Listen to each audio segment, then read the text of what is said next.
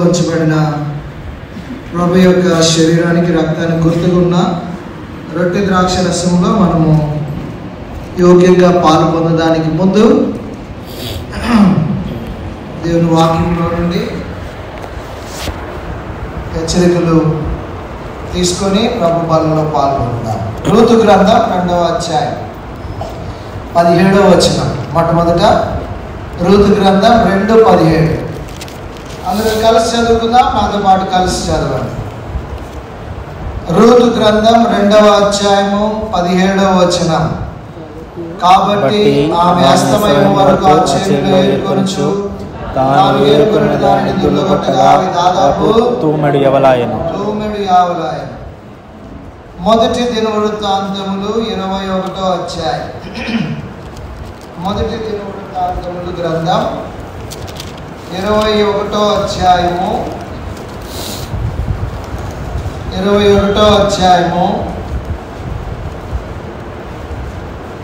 15వ వచనము.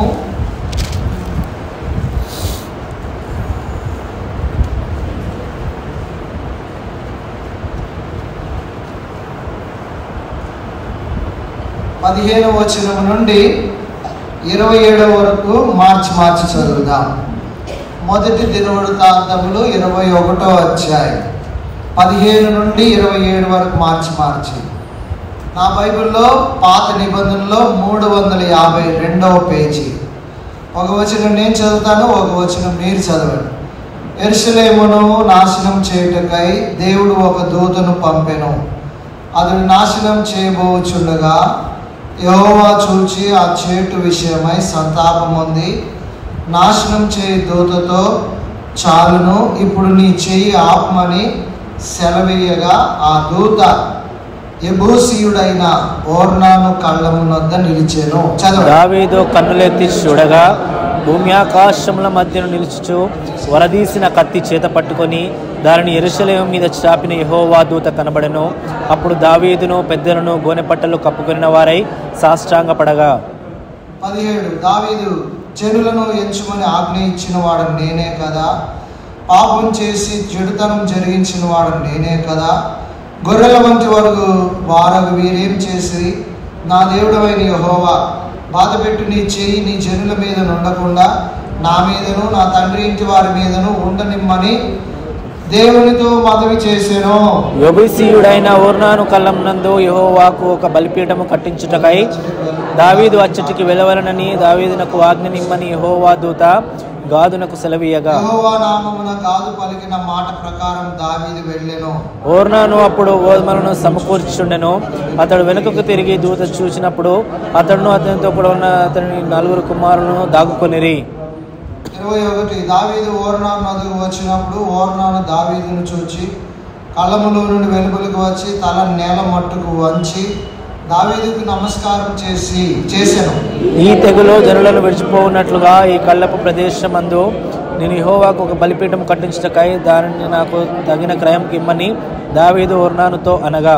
23 ఓర్నాను రాజైన నా ఏలినవాడు దానిని తీసుకొని తన దృష్టికి అనుకూలమైనట్టు చేయునుగాక. ఇదిగో దహన బలులకును ఎద్దులు కట్టెలకాయ నూరుపిడి సామగ్రి నైవేద్యమును గోధుమ పిండి ఇదంతయు నేను ఇచ్చేదనని దావీదుతో అనెను.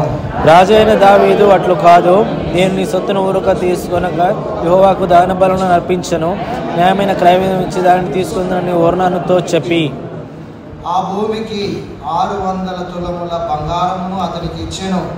పిమ్మట దావీదు యెహోవాకు అచ్చట ఒక బలిపీఠము కట్టించి దాన బలులను సమాధాన బలులను అర్పించి యెహోవాకు మొరపెట్టగా ఆయన ఆకాశంలో నుండి దాన బలిపీఠం మీదకు అగ్ని వలన అతనికి ప్రత్యుత్తరం ఇచ్చెను. ఆజ్ఞాపింపగా అతడు తన కత్తిని మరలా వరలో వేసెను. 28 కూడా అందరూ చదువుదాం. యెబూసీయుడైన యెహోవా తనకు ప్రత్యుత్తరం ఇచ్చినను దావీదు తెలుసుకొని అచ్చటనే బలి అర్పించెను.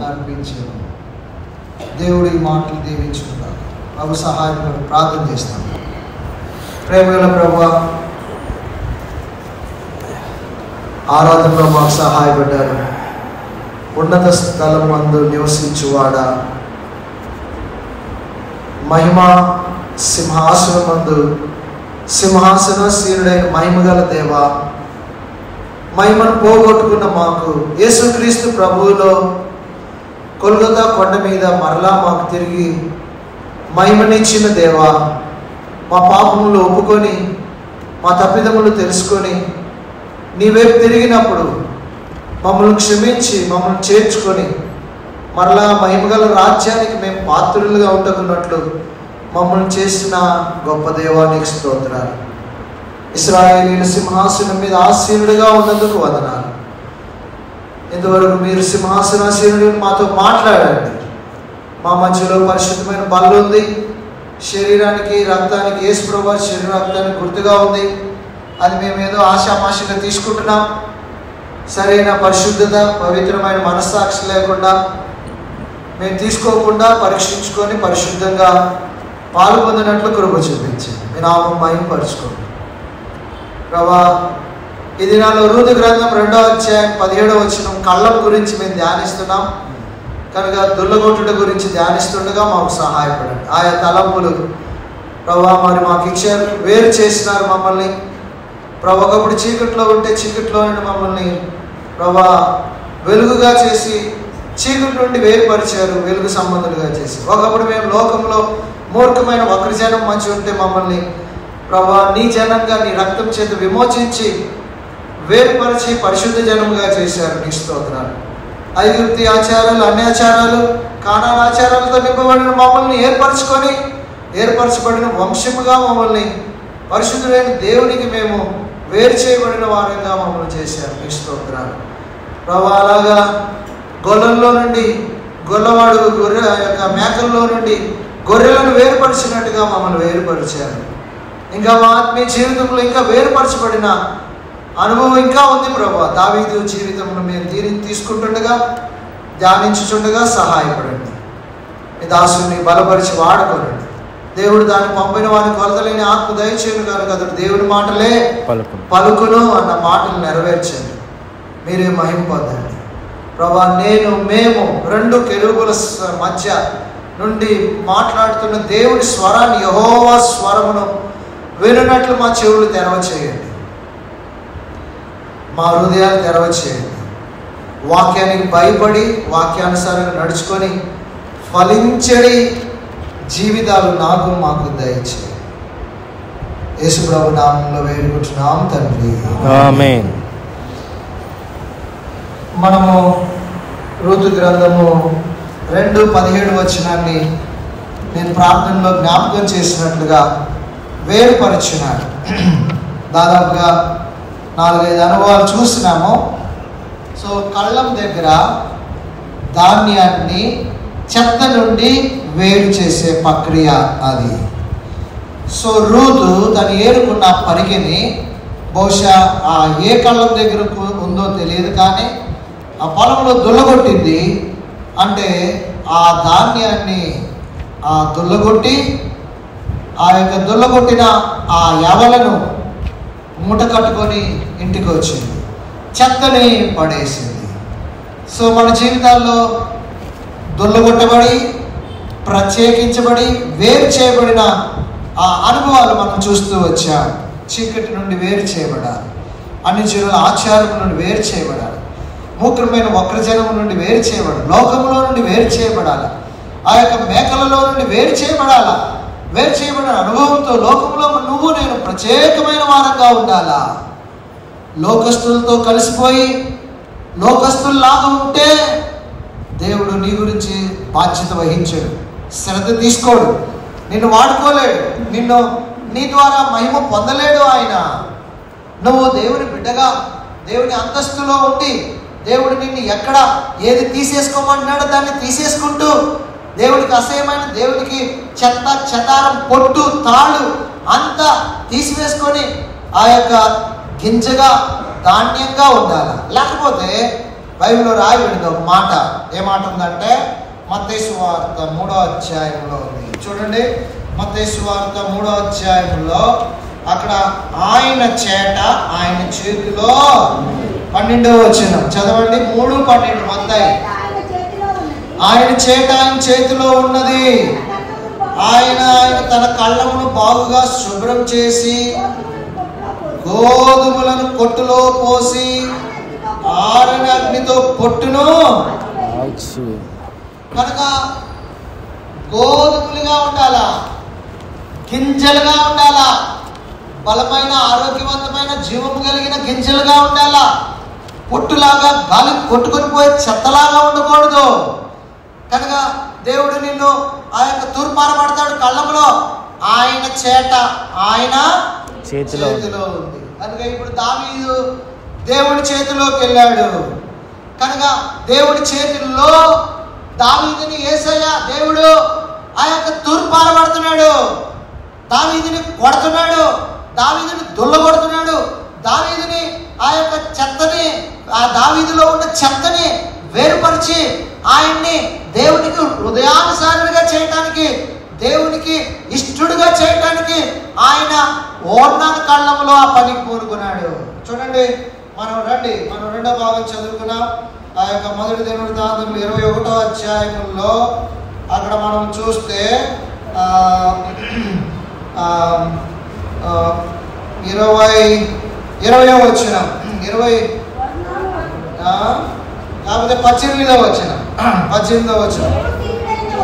యెబూసీయుడైన ఓర్నాను కళ్ళమునందు యెహోవాకు ఒక బలిపీఠం కట్టించుటకై దావీదు అచ్చటికి వెళ్ళవలెనని దావీదునకు ఆజ్ఞ నిమ్మని యెహోవా దూత గాదునకు యెహోవా నామమున గాదు పలికిన మాట ప్రకారం దావీదు వెళ్ళాడు. 20వ వచనం. ఓర్నాను అప్పుడు గోధుమలను నూర్చుచున్నప్పుడు, గోధుమ పంటని ఓర్నాను ఆయన కళ్ళంలో ఉండి నూర్చుచున్న సమయంలో యెరూషలేము పట్టణము తెగులు చేత ఆవరించబడి ఆ దేవదూత చేత ఆ పట్టణం అంతా ఆ యొక్క 70,000 మందిని వధిస్తూ వస్తున్నప్పుడు దేవుడు దావీదుకి ఓర్నాను కళ్ళానికి పో అన్నాడు. అక్కడికి దావీదుకి సెలవు ఇచ్చాడు. అప్పుడు ఆ యొక్క అక్కడ రాయబడింది, అక్కడ దావీదు ప్రార్థన చేస్తాడు. ఏమనంటే 17వ వచనంలో దావీదు జనులను ఎంచుమని ఆజ్ఞ ఇచ్చిన వాడను, జరిగించిన వాడను, గొర్రెల వంటి వారు వీరేం చేసి నా దేవుడవైన యెహోవా బాధ పెట్టు నీ చెయ్యి. ఏం చేయట? ఎవరు చేయట? జీవము గల దేవుని చేతిలో పడుట భయంకరం, బహుభయంకరం. ఇప్పుడు జీవము గల దేవుని చేతిలోకి వెళ్ళాడు ఎవరు? దావీదు. ఇప్పుడు ఆ దావీదు పట్టుకొని గుళ్ళ కొడతా ఉన్నాడు దేవుడు. ఎందుకంటే దావీదు ద్వారా దేవుడి మందిరం కట్టబడాలా. దావీదు దేవుడి హృదయానుసారుడు, దేవుడికి ఇష్టానుసారుడు. కనుక దావీదులో ఉన్న చెత్తంతా తీసేయాలా ఇప్పుడు దేవుడు. సో దావీదు జీవితంలో 4 రకాల చెత్తలు ఉన్నాయి. ఈ 4 రకాల చెత్తలేంటో ఒకదాని తర్వాత ఒకటి మనం చూద్దాం రండి. దావీదులో మొట్టమొదటి చెత్త ఏంటి అంటే 1 సమూయేలు 27వ అధ్యాయం 1వ వచనం. 1 సమూయేలు 27వ అధ్యాయం. ఆ తరువాత దావీదు, నేను ఇక్కడ నుండుట మంచిది కాదు, ఏదో ఒక దినమున నేను సౌలు చేత నాశనం అవుదును, నేను ఫిలిష్తీయుల దేశంలోనికి తప్పించుకొని పోవుదునని. అప్పుడు సౌలు ఇశ్రాయేలు సరిహద్దుల్లో నన్ను వెతుకుట మానుకొను గనుక నేను అతని చేతిలో నుండి అనుకొని నేను ఇక్కడ ఉండుట మంచిది కాదు అనుకున్నాడు. ఎవరు అనుకున్నాడు? దావీదు అనుకున్నాడు కదా. అంటే ఇందులో తలంపు ఏంటంటే దావీదుకు కలిగిన స్వంత తలంపు. కనుక దావీదుని దేవుడు సౌలు చేతికి అప్పగించాడా? అప్పగించేలా. చూడండి ఒక మాట అక్కడ 23వ 14వ వచనం 23:14. అయితే దావీదు బాగా చదవండి.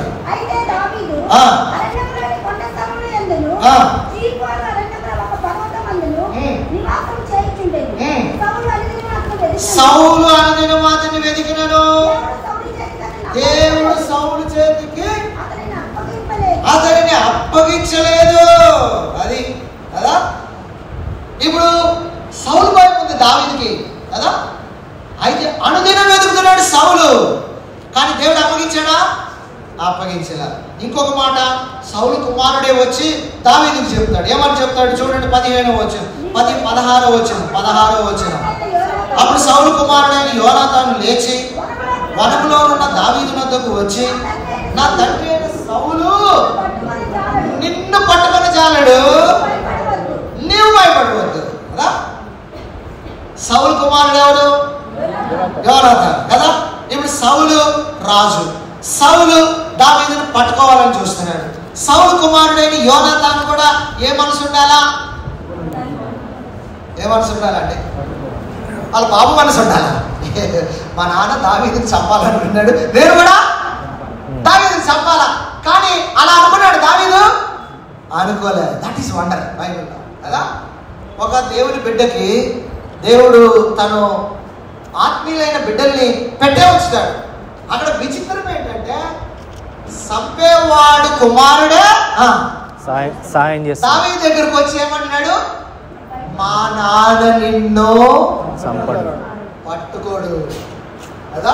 వాళ్ళ నాన్న పట్టుకుంటున్నాడు, వాళ్ళ కొడుకు వచ్చి ఏమంటున్నాడు? పట్టకజాలడు. వండర్ఫుల్ కదా ఇది. ఇంతగా దేవుడు అతన్ని కాపాడుతా ఉంటే ఇప్పుడు 27వ అధ్యాయం 1వ వచనంలోకి వచ్చేసరికి దావీదుకి ఏమొచ్చేసింది? భయం పోలేదని కదా. ఇప్పుడు తనలో తాను అనుకుంటా ఉన్నాడు. ఏమనుకున్నాడు? నేను ఇక్కడ ఉన్నాను, నేను ఇక్కడ ఉంటే మంచిది కాదు, ఏదో ఒక రోజు వస్తాడు దావీదు, సౌలు వస్తాడు, నన్ను పట్టుకుంటాడు, నన్ను చంపేస్తాడు, నేను ఇక్కడ ఉన్నానని చెప్పేసి ఏం చేశాడు? ప్రయాణమే తప్పించుకుందని అనుకొని సొంత బుద్ధి మీద, సొంత ఆలోచనల మీద ఎక్కడికి వెళ్ళిపోయాడు? ఫిలిస్తీ దేశానికి. ఫిలిస్తీ దేశంలోకి వెళ్తే అక్కడ రాజు వీళ్ళని చూసి సిక్లక్కి ఇచ్చాడు. సిక్లక్లో పోయి ఉండండియా అన్నాడు. సిక్లక్లో దాదాపుగా 16 నెలలు ఉన్నారు. ఫిలిస్తీ దేశానికి లో ఉన్న సిక్లక్లో 16 నెలలు ఉన్నారు. 16 నెలల అనంతరము ఇప్పుడు ఇశ్రాయేలీలకి ఫిలిస్తీయులకి యుద్ధం వచ్చింది. ఇప్పుడు ఇశ్రాయేల్ ఫిలిస్తీయులకు యుద్ధం వస్తే ఇప్పుడు దావీదు ఎవడు? ఇశ్రాయేలుడు. ఫిలిస్తీయులు ఇశ్రాయేలుకి ఏమవుతారు? శత్రువులు అవుతారు. ఇప్పుడు ఫిలిస్తీయులు ఇశ్రాయేల్ మీద యుద్ధం పోతా ఉంటే ఇశ్రాయేలీయుడైన దావీదు ఫిలిస్తీయులతో కలిసి ఇప్పుడు ఎవరి మీదకి యుద్ధానికి వస్తున్నాడు? సౌలు మీదకి యుద్ధానికి వస్తున్నాడు. చూసారండి ఎంత దౌర్భాగ్యం. ఒకప్పుడు ఫిలిస్తీయుడైన గొలియాతు ఇశ్రాయేలీలందరినీ ఏం చేశాడు? బెదిరించాడు, భయపెట్టాడు. మీరు సైనికులు కాదారా? మీకు రాజు లేడారా? మీరు ఒకటి ఏర్పరచుకోండిరా, నా దగ్గర రండి, నేను వాడు ఏం చేస్తాం? కొట్లాడతాం. ఎవడు ఓడిపోతే ఓడిపోయిన వాళ్ళు గెలిచిన వాళ్ళకి బానిసలు అవ్వాలి అని బెదిరించే సమయంలో ఎవడు వచ్చాడు? దావీదు వచ్చాడు. దావీదు వచ్చి రోషపోని ఆ యొక్క రోషపోని ఏట్లోయలోకి వెళ్ళి రాళ్ళు ఏరుకొని వడిసెలు తీసుకొని, రే యెహోవా నామములో నీవు తిరస్కరించిన జీవము గల దేవుడైన యెహోవా నామములో, సైన్యములకు అధిపతికి యెహోవా నామములో ఆయన పేరు నీ మీద వస్తున్నాను రా అని చెప్పి ఏం చేశాడు? ఫిలిస్తీయుడిని ఒక్క దెబ్బకి ఒక్క రాయిగా పడగొట్టేశాడు కదా. ఇప్పుడు ఏమైంది? అదే దావీదు ఫిలిస్తీయులతో కలుసుకొని ఇప్పుడు ఎవరి మీద యుద్ధానికి వస్తున్నాడు? దేవుని ప్రజలతో. సరే, సొంత తలంపుతో జీవించవచ్చు, గుర్తుపెట్టుకోండి. ఇప్పుడు ఫిలిస్తీయుల దగ్గరికి వచ్చాడు. ఫిలిస్తీయులు వాళ్ళు ఒక రాజుకే ఈయనంటే నమ్మకం, 5 రాజుల్లో ఒక రాజుకి ఈయనంటే కాన్ఫిడెంట్, కానీ మిగతా 4 రాజులు ఈ దావీదు నుంచి అరే వీడే కదయా మన ఫిలిస్తీన్ గొలియాతుని చంపింది, వీడు ఇశ్రాయేలీయుడు కదా, వీడెందుకు రమ్మంటావు, వీడిని ఎందుకు తీసుకొస్తున్నావు రాజా అని చెప్పేసి ఆ రాజుని అడిగితే అప్పుడు వద్దు వీడిని వెనకబోమను అనగానే అప్పుడు ఆ రాజు చెప్పాడు, అయ్యా నీ యందు నాకు ఏ దోషం కనపడట్లేదు, కానీ వాళ్ళ సర్దారులు ఫిలిస్తీన్ సర్దారులు నీ యందు ఇష్టం లేకున్నారు, పో అంటే వెనక్కిపోయాడు కదా, వెనక్కిపోయి సిక్లగోకి వచ్చాడు. అక్కడ ఏమైంది, మొత్తము తగలబడతా ఉంది. చూడండి 30వ అధ్యాయం 30వ అధ్యాయము 3వ వచనం. దావీదు అతని జనులు పట్టణములోకి వచ్చి అది కాల్చబడి ఉంటూ తన భార్యలను కుమారులను కుమార్తెలను చెరలో కొనిపోబడి చూచి ఏడ్చుటకు శక్తి లేకపోవడంత బిగ్గరగా ఏడ్చిరి.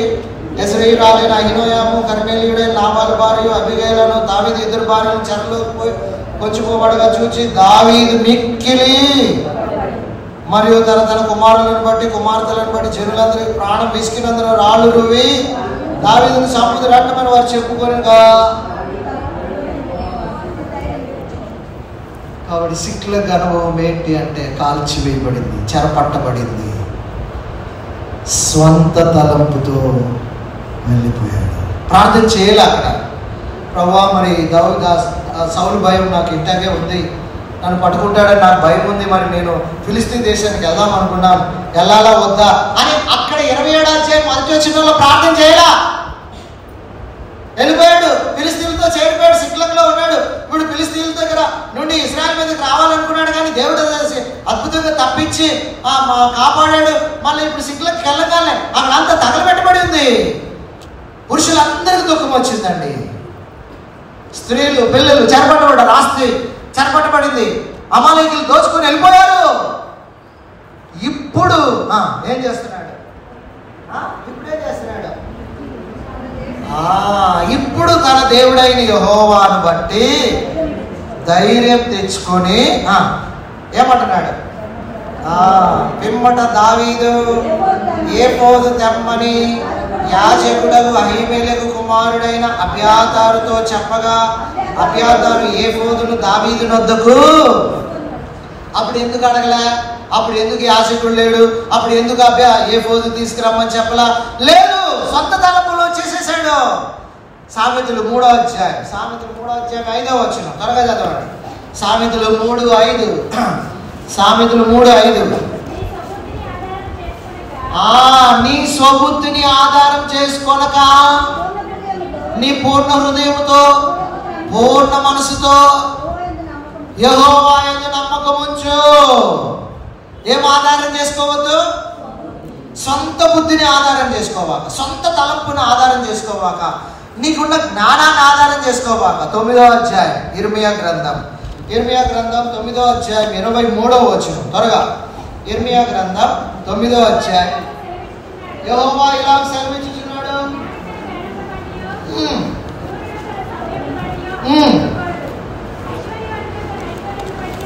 అతిశయించకూడదు. అతిశయించువాడు దేవుని బట్టి అతిశయించవలెను. భూమి మీద కృప చూపుచు నీతి న్యాయములను జరిగించువాడు యెహోవాను నేనే అని గ్రహించి నన్ను పరిశీలనగా తెలుసుకున్నట్టు పట్టియే అతిశయింపవలెను. అట్టి వాటిలో నేను ఆనందించేవాడును. ఇర్మియా అంటాడు, జ్ఞాని తన జ్ఞానమును బట్టి అతిశయించొద్దు. నాకు జ్ఞానం ఉంది, నాకు తెలివితేటలు ఉన్నాయి, నాకు ఇక్కడ ఉండే వాళ్ళందరికంటే ఎక్కువ తెలివితేటలు ఉన్నాయి అని అనుకోబాక. బైబిల్లో జ్ఞాని ఎవరు? సొలొమోను కదా. ఎప్పటిదాకా దేవుని చిత్తంలో ఉండి దేవుని మార్గాల్లో నడుచుకొని దేవుని యందు భయభక్తులు కలిగి ఉన్నంత వరకు ఆయన జ్ఞానిగా ఉండి ఆయన ఖ్యాతి వ్యాపించింది. ఎప్పుడైతే ఆ జ్ఞాని పాపంలోకి వెళ్ళిపోయాడో ఆ యొక్క చివరికి ఇప్పుడు ఏమైపోయాడంటే అజ్ఞాని అయిపోయాడు. కనుక మనకు తెలుసు సామెతలు ఎవరు రాశారు? సొలొమోనే కదా. తర్వాత సామెతల తర్వాత ప్రసంగి, తర్వాత పరమగీతాలు కదండి కదా. భక్తులు ఏమంటారంటే సామెతలు తెలివి, పరమగీతములు దేవుని ప్రేమ, ప్రసంగి చెప్పండి. పెళ్ళప్పుడు చెప్తా ఉంటారు. పెళ్ళైనప్పుడు ఏంటంటే పెళ్ళైన కొత్తలోనంట పరమగీతం అంట. పెళ్ళైన కొత్తలో భార్యాభర్తలు పరమగీతంలా ఉంటుందంట. తర్వాత సామెతలు వస్తాయంట. తర్వాత పరమగీతం పోయి సామెతలు పోయి మూడోది ఏమొస్తుంది? ఏంటి ప్రసంగి? అంతా వ్యర్థం కదా. ఆ యొక్క ప్రసంగి పోయిన తర్వాత ఇంకొకటి వస్తుందంట, విలాప వాక్యాలు వస్తుందంట కదా. కాబట్టి జ్ఞాని ప్రేమయాడు విలాపానికి వచ్చాడు, దుఃఖానికి వచ్చాడు, అజ్ఞానానికి వచ్చాడు. ఎందుకంటే అతిశయించాడు. జ్ఞాని తన జ్ఞానమును బట్టి అతిశయించకూడదు. బైబిల్లో జ్ఞానులు ఉన్నారు, తూర్పు దేశం జ్ఞానులు. వాళ్ళు నక్షత్రాన్ని చూసి ఎక్కడికి వెళ్ళారు? ఎక్కడికి రావాలా? బెత్లెహేములో ఉన్న యూదులకు రాజు దగ్గరికి రావాలా. వాళ్ళ ఉద్దేశం కూడా అదే. కానీ వాళ్ళు రాజు దగ్గరికి రాకుండా ఎక్కడికి వెళ్ళారు? హేరోదు ఇంటికి పోయారు కదా. ఇప్పుడు వాళ్ళు ఏమనాలా చెప్పండి? హేరోదుతో సాధించుకోవచ్చు అనుకున్నారు. రాజభవనంలో ఉండేవాడు ఎవడు? రాజులు. హేరోదు. కాబట్టి హేరోదు రాజభవనంలో ఉన్నాడు. కాబట్టి యేసుక్రీస్తు ప్రభు కూడా ఎక్కడ పడతాడు? రాజభవనంలో. అజ్ఞానులు జ్ఞాని తన జ్ఞానమును బట్టి ఆధారం చేసుకోవాలి. రెండవది సూర్యుడు. ఎవరు? దానికి ఉదాహరణ సంసోను. సంసోను అంటే ఎవడురా? భలే వీరుడు కదా. దలీలా దగ్గర 0 అయ్యాడు. సూరత్వం అంతా పోగొట్టుకున్నాడు కదా. రహస్యం చెప్పేసి ఆ యొక్క విషయం చెప్పేసి దలీలా రహస్యంగా వచ్చి ఆ మంగళి వాళ్ళని పిలిచింది. ఆ యొక్క మంగళి కత్తి తీసుకొని ఆ వెంట్రుకలన్నీ కట్ చేయించేసింది కదా. సూర్యుడు ఏమయ్యాడు? సూరత్వం అంతా పోగొట్టుకున్నాడు స్త్రీని బట్టి. మూడవవాడు ఎవడు? ఐశ్వర్యవంతుడు. నాకు డబ్బు ఉంది కదా. పైసామే పరమాత్మ. దయ్యం ఉంటుంది పైసాలు, గుర్తుపెట్టుకోండి. బైబిల్ చెప్పేది ఏంటంటే దేవునికిని సిరికిని మీరు ఒకేసారి దాసులుగా ఉండలేదు, సేవ చేయలేదు. కనుక దేవుణ్ణి ప్రేమించాలా, ధనం తర్వాత కదా. ఒక దైవజనుడు అంటాడు ధనంలో పాపం లేదంట. మీకు అర్థమైందా? డబ్బులో పాపం లేదు. But the love of money is sin. ధనాన్ని ప్రేమించటమే పాపం. ధనాన్ని ఉపయోగించాలా, ధనాన్ని వాడుకోవాలా, ధనాన్ని ఖర్చు పెట్టాలా.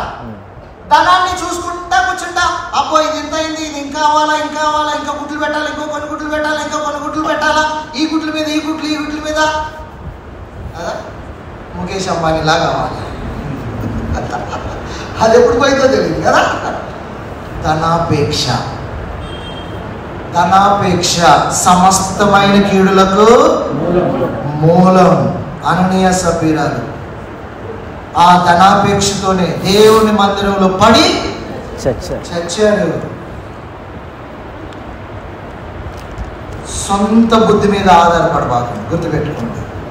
సొంత తలంపుతో దావీదు నడుచుకొని మొత్తం కాల్చివేయబడటానికి, చెరలోపోవటానికి కారణమయ్యాడు. దేవుడు సిక్లగ్లో ఆయన్ని కొట్టాడు. అప్పుడు గుర్తొచ్చింది, అరే యాజకుడు ఎక్కడా, ఏమైంది కదా. యాజకుడేడి, ఏమైంది? దేవుని దగ్గర విచారించడం మానేశాడు. నేనే దేవుడిని అనుకుంటున్నాడు. యాజకుడు నాకు అవసరం లేదనుకుంటున్నాడు. కాపరి నాకు అవసరం లేదనుకుంటున్నాడు. విర్రవీగుతున్నాడు.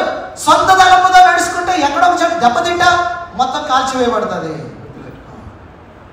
తన దేవుడైన యెహోవాను బట్టి ధైర్యం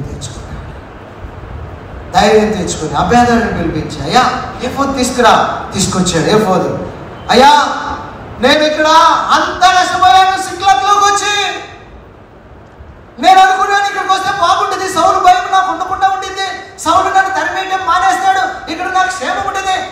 బాగుంటుంది అనుకున్నాను, బాగానే ఉంది 16 నెలలు. కానీ ఇక్కడ పరిస్థితి మొత్తం తారుమారైపోయి మొత్తం కాలిపోయిందయ్యా, చెరలోకి వెళ్ళిపోయారు. ఇప్పుడు నన్ను నా వారు పురుషులందరూ రాళ్ళు పట్టుకొని నన్ను ఏం చేయబోయారు? చంపబోయారయ్యా. శరణు దేవా శరణు ప్రార్థన చేశారు కదా. అయ్యా మరి నేను తరుముతాను వారిని, నా వారిని దక్కించుకుంటానా?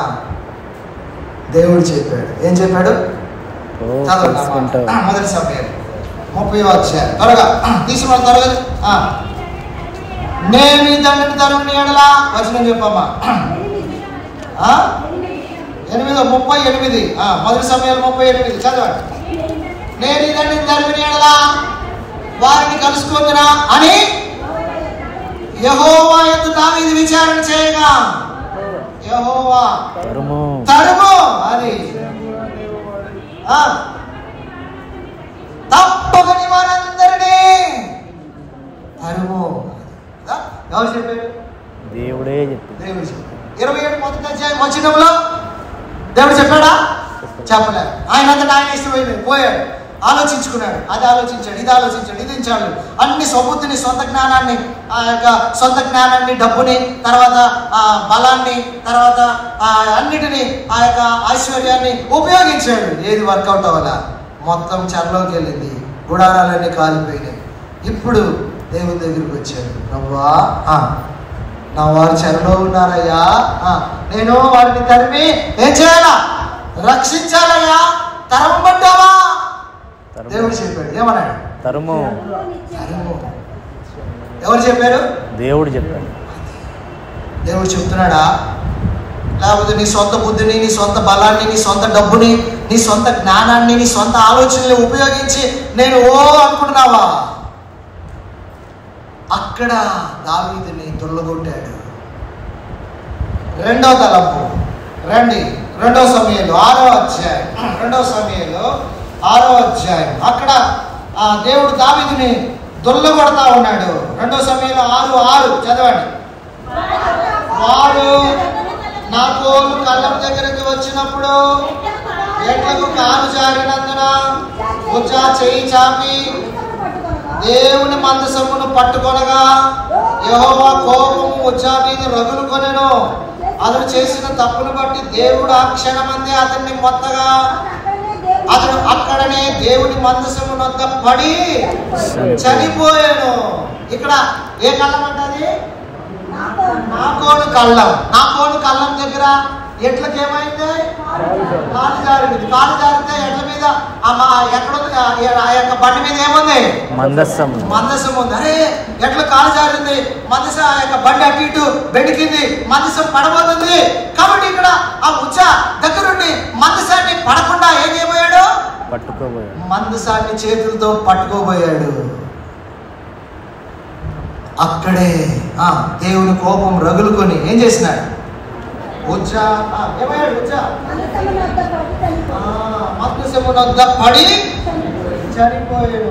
యెహోవా ఉజ్జాకు ప్రాణోపద్రవం కలుగజేయగా దావీదు. ఉజ్జా మరణం ఎవరికి వచ్చింది? వ్యాకుల దావీదుకు వచ్చింది. అది ఎందుకు ఇక్కడ ఉజ్జా మరణం వచ్చింది? ఎందుకు ఈ కళ్ళం దగ్గర ఈ పరిస్థితి వచ్చింది అంటే కొత్త బండి. ఏంటి? కొత్త బండి. మందసం ఎక్కడి మీద ఎక్కించారంట? 6వ అధ్యాయం 6వ వచనం చూడండి. 6వ అధ్యాయం 6వ వచనం. 6వ అధ్యాయము క్షమించండి 3వ వచనం. వారు దేవుని మందసమును క్రొత్త బండి మీద ఎక్కించి గిబియాలోనున్న అబీనాదాబు యొక్క ఇంటిలో నుండి తీసుకొని రాగా అబీనాదాబు కుమారులకును ఉజ్జాయును అహోయును ఆ క్రొత్త బండిని మందసం ఎక్కడ పెట్టారు? కొత్త బండి మీద పెట్టారు. ఇది ఫిలిస్తీన్ల తలంపు. అది చూడండి. 1 సమూయేలు 6వ అధ్యాయం 7వ వచనం. మా ఉదయకాలం మనం చూసాం, మందసం పట్టబడింది. ఆ యొక్క ఫిలిస్తీన్లు దాగోను గుడి తీసుకెళ్లారు. దాగోను గుడిలో మందసాన్ని పెట్టారు. జీవం గల దేవుని మందసం ముందు దాగోను దేవత మండెం పడిపోయింది, కాళ్ళు పడిపోయి మొత్తం ఇరిగిపోయింది, కింద పడిపోయింది. దేవుని మందసం మీద ముందు ఆ దాగోను గుడి, ఆ దేవత కూడా విలువ లేకుండా పోయి పడిపోగానే ఫిలిస్తీన్లు అందరికి కలవరం వచ్చింది. అరే మనకి ఏంటో ఈ పరిస్థితి, తర్వాత గడ్డల రోగం వచ్చింది, ఏంటి పరిస్థితి వచ్చిందని చెప్పి నప్పుడు అరే మందసం మన దగ్గర ఉంది, మన దగ్గర ఉండకూడదు, మన దగ్గర ఉంటే అది మనల్ని తినేస్తుంది అని చెప్పి ఆ మందసాన్ని ఏం చేశారు వాళ్ళు? ఆ యొక్క చూడండి 6వ అధ్యాయము 7వ వచనంలో ఉంది చూడండి. కాబట్టి మీరు క్రొత్త బండి ఒకటి చేయించి కాడిపోయింది. ఎవరి తలంపు ఇది? 8వ వచనంలో యెహోవా మందసమును ఆ బండి మీద ఎత్తి. సో మందసాన్ని ఎక్కడ పెట్టారు? క్రొత్త బండి మీద పెట్టి అరే ఈ మందసం మన దగ్గర ఉంటుందని మనకు వచ్చిందిరా. వాళ్ళకి ఒక కాడిమోయని ఆ యొక్క ఆవును తీసుకుని దాన్ని వధించి తర్వాత ఆ యొక్క బండి కట్టి ఆ బండి మీద మందసాన్ని ఎక్కించి అపరాధ పరిహారం చెల్లించి దాన్ని వదిలిపెట్టేశారు. క్రొత్త బండి మీద ఆ యొక్క మందసాన్ని ఫిలిష్తీయులు వాళ్ళకు తోచినట్లు చేశారు. అదే పద్ధతిని దావీదు కూడా చేశాడు. మందసాన్ని ఎక్కడ పెట్టాడు? క్రొత్త బండి మీద పెట్టాడు. దట్ ఈస్ ఫిలిష్తీయుల తలంపు. 27వ అధ్యాయంలో తన సొంత తలంపుతో వెళ్ళిపోయి నష్టపోయి సమకూర్చబడ్డాడు. ఇప్పుడు 2వ తప్పులో ఏంటంటే ఫిలిష్తీయుల తలంపు ప్రకారం మందసాన్ని క్రొత్త బండి మీద పెట్టాడు.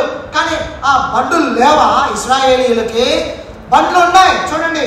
బండి మీద పెట్టకూడదు మందసాన్ని. ఎక్కడ పెట్టాలా? ఆయన దావీదు తర్వాత అంటాడు చూడండి. మొదటి దినవృత్తాంతములు 15వ అధ్యాయం 11వ వచనం చదవండి. మొదటి దినవృత్తాంతములు 15:11 నుండి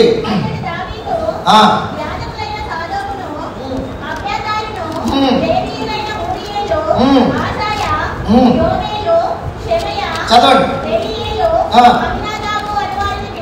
పిలిపించి ఇంట్లో అన్నాడు. ఏమన్నాడు? మీరు పెద్దలై ఉన్నారు, ఇంతకు ముందు ఇశ్రాయేలీయుల దేవుడైన యెహోవా మందసమును మోయకయుండు చేతను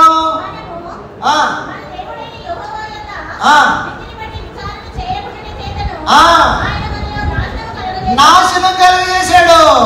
అది కదా ఆయన దావీదు తర్వాత అర్థమైంది. దావీదుకి ఏమర్థమైంది అంటే అక్కడ యాజకులైన వారిని పిలిపించాడు.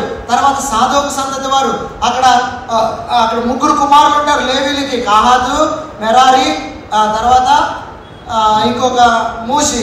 ఈ ముగ్గురు కుమారుల్లో కహాతీయులు ఉంటారు. కహాతీయులు యాజకుడైన సాదోకు కుమారుడు, సాదోకు క్రింద ఉండాలి.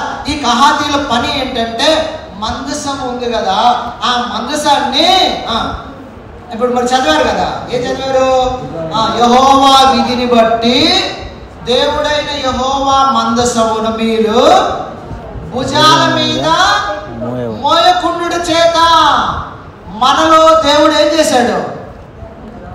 నాశనం కలిగించాడు. మరణం వచ్చింది. ఆ మరణం దావీదుకి వెలిగింపు తీసుకొని వచ్చింది. ఆ యొక్క మరణం దావీదుకి గ్రహింపు తీసుకొని వచ్చింది.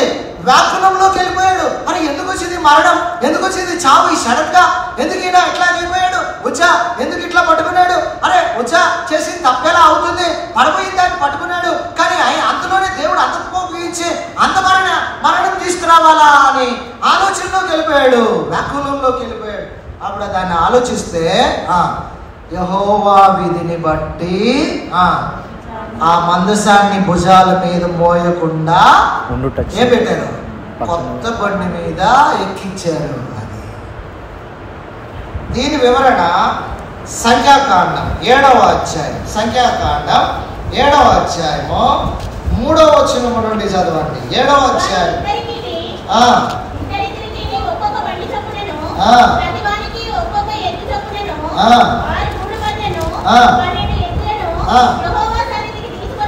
వచ్చిరి.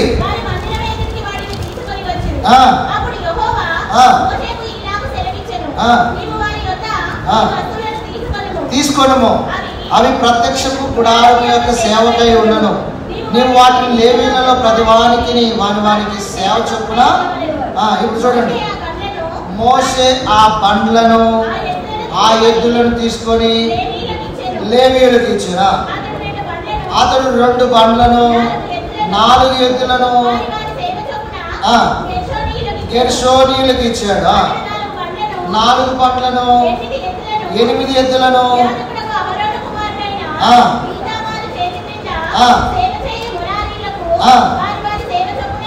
ఇప్పుడు బాగా గుర్తుపెట్టుకోండి. 9వ వచనం, కహాతీయులకు ఇయ్యలేదు, ఏలైనగా పరిశుద్ధ స్థలపు సేవ వారిది. తమ భుజముల మీద మోయట వారి పని కనుక వారికి వాహనములను నియమింపలేదు. అదంటే ఎన్ని బండ్లు తెచ్చారు? ఎన్ని బండ్లు తెచ్చారట? 6 బండ్లు తెచ్చారు. 6 బండ్లేనా? అంతేనా? 6 బండ్లు తెచ్చారు. 6 గూడు బండ్లు తెచ్చారు. ఎన్ని ఎత్తులు తెచ్చారు? 12 ఎత్తులు. అంటే 6 బండ్లకి ఎన్ని ఎత్తులు? 2 ఒక బండికి 2 చొప్పున 12 ఎత్తులు సరిపోయింది. ఇప్పుడు ఈ 6 బండ్లలో 2 బండ్లు ఎవరికి ఇచ్చారు? 7వ వచనం, అతడు 2 బండ్లను 4 ఎద్దులను వారి సేవ చొప్పున గెర్షోనీయులకు ఇచ్చాడు. తర్వాత అతడు 4 బండ్లను 8 ఎద్దులను యాజకుడు అహరోను కుమారుడైన ఈతామారు చేతి క్రింద సేవ చేయు మెరారీలకు ఇచ్చాను. వారి వారి సేన చొప్పున ఇచ్చాను. ఇప్పుడు 9వ వచనంలో ఎందుకు ఇవ్వాలి? 4 బండ్లు వాళ్ళకి, మెరారీలకి 1 బండి వీళ్ళకి ఇవ్వచ్చుగా. ఏమండి? 2 బండ్లేమో ఎవరికి ఇచ్చాడు? ఇచ్చాడు. 4 బండ్లు మెరారీలకి ఎందుకు ఇవ్వాలా? 1 బండి ఎవరికి ఇవ్వచ్చు? కహాతీయులకి ఇవ్వచ్చు కదా. కహాతీయులకి ఇవ్వకుండా అట్లాగే వాళ్ళని ఎందుకు వదిలిపెట్టాడు? అది మోసే తలంపా లేకపోతే మనుషుల తలంపా? అది ఎవరి తలంపు?